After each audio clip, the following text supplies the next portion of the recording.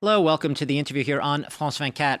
Barack Obama's decision to ask the U.S. Congress to authorize force against Syria has taken even his closest advisors by surprise. Now, the move not only delayed the timetable for any prospective punitive strike, it also marked a rare concession by a U.S. president who's also under the U.S. Constitution, Commander-in-Chief of the Armed Forces. Now, with a vote set for next week, the outcome is anything but certain, with lawmakers in the U.S. reportedly very much split over whether Obama's plan is too much or even too little to make any impact with Syrian President Bashar Assad. Now, over a nearly 25 career in the U.S. Foreign Service, my guest today, Adam Ereli, served in posts from Cairo to Doha, Qatar to Damascus.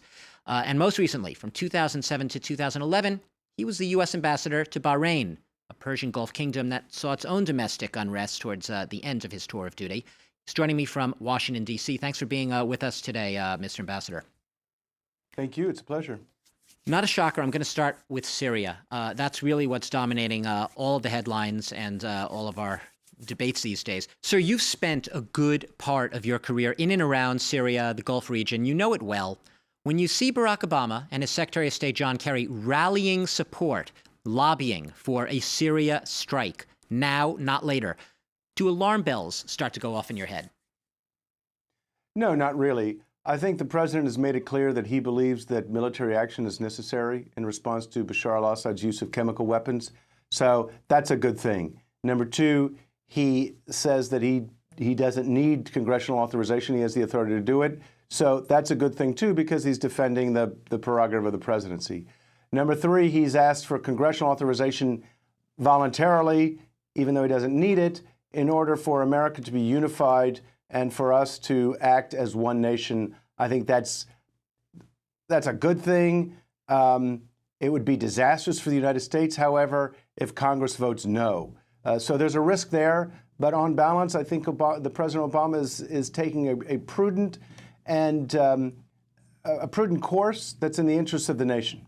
And, you know, we keep hearing this argument. We heard it especially in Britain, where the lawmakers voted against intervention. This is not Iraq. We've heard John Kerry say it. We've heard Barack Obama say it. Everyone has the Iraq legacy weighing on their minds. I presume you would agree that this is in no way, shape, or form Iraq. Oh, no way. Absolutely not. I mean, look, Iraq was 150,000 troops. This is a couple of cruise missiles fired from ships offshore.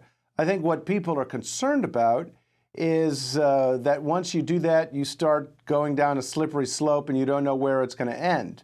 But certainly the assets and the commitment that is involved in the Syria strike is nothing like what we were talking about with respect to Iraq.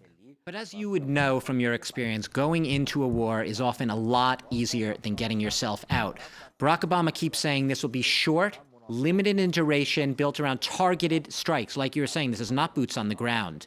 But still, aren't you worried a little bit about those the known unknowns, the risks of a broader conflict? You know, this is not a war for the United States. This is a punitive action. Let's be clear. Bashar al-Assad used chemical weapons. If he doesn't pay a price for using those chemical weapons, he's going to do it again. We're not talking about waging war. We're talking about taking a punitive strike to demonstrate to Bashar al-Assad that his use of chemical weapons, he will pay a price. And that price is high enough and costly enough that he will think twice before he uses chemical weapons again. Remember, this is like a schoolyard bully. He'll go around and beat up weaker kids in the schoolyard unless somebody else gives him a bloody nose. That's what we're talking about, a bloody nose, not waging war against Syria and entering into their civil war. But sir, you say that, and yet that's far from the way Bashar Assad would see it, or his foreign minister himself. Assad saying he will counter any aggression. He sees it as war, no matter what Obama says, and his foreign minister says that this will play right into the hands of al-Qaeda. Yeah, and I discount that. I think that Faisal Mikdad and Bashar al-Assad are playing the propaganda game. They're trying to sow doubt in uncertainty, skepticism in the American people so that we won't do anything. You know, I don't think Syria's got the capability to escalate this significantly. And, oh, by the way, it's not as if there's a good choice and a bad choice here. We are faced with an unattractive set of alternatives. Either do nothing and have American credibility, American leadership, and the security of our allies be questioned, and enable a ruthless dictator to use chemical weapons at his discretion, or to take action and risk possible escalation, possible unintended consequences, which I think are minimal, frankly, but scare people who, frankly, don't understand or don't have a full appreciation of the effective use of power in pursuit of national interests and national objectives.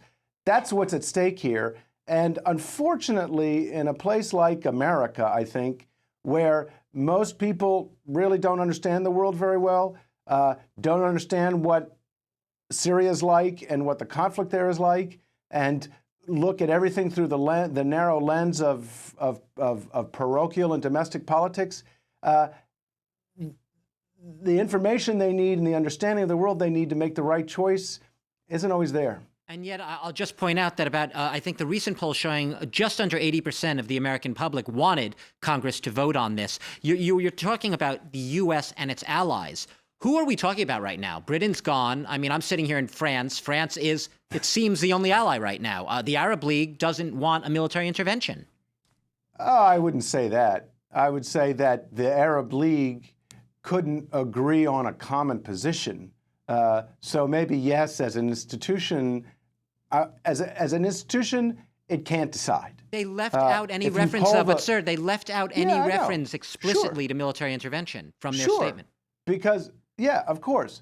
So, as I said, as an institution, they can't decide. Some want it, some don't want it. In the absence of a consensus, they're going to, take the lowest common denominator. But the fact is, if you take a private poll of most of the countries in the region, particularly the Gulf, they'll be very much in favor of going against Bashar al-Assad. I mean, heck, Saudi Arabia, Qatar, the UAE, they're all supporting the Syrian rebels in some form or another. So I think the Arab League is kind of like the European Union in a sense, is that it operates by consensus, so that if one person or one member doesn't agree or two members doesn't agree, you're going to have to settle for what everybody can agree on. So that doesn't always accurately reflect the views of all its members. So take it with a grain of salt. I want to ask you about Egypt. Segue from Syria to Egypt here. You started out long ago, 1989, I believe. You worked in Cairo. It was your first assignment. At a very different time. Very different time. Do you see any hypocrisy, any double standard here when you see the administration talking up a strike against Assad in Syria, and yet doing nothing with respect, or virtually nothing with respect to the military generals in Egypt who are accused of killing about 1,000 protesters in what, by all accounts, was a very bloody episode last month? Well, I don't think the military leaders in Egypt used chemical weapons against the Egyptian people. So that's difference killing, number isn't one. But killing is killing. No, killing isn't. 1,000 people. Killing is bad. Let's be clear about that. Nobody likes to see it.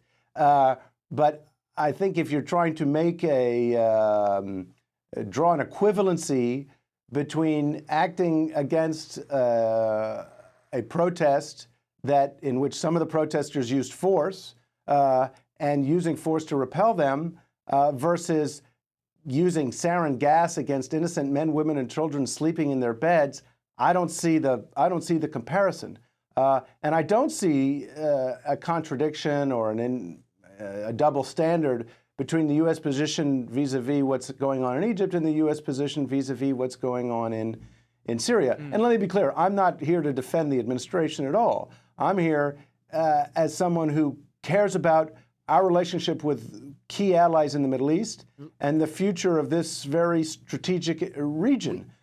And the fact of the matter is, Egypt is in turmoil, and you have different parties, different groups who are using force and violence against each other.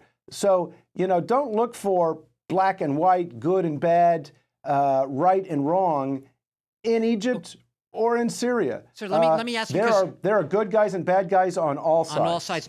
Since we are running out of time, I do want to leave with the fact that you were ambassador most recently, 2007 to 2011, Bahrain, Persian Gulf monarchy, which, as we all know, saw its own uprising, an uprising which was put down by the authorities in that country.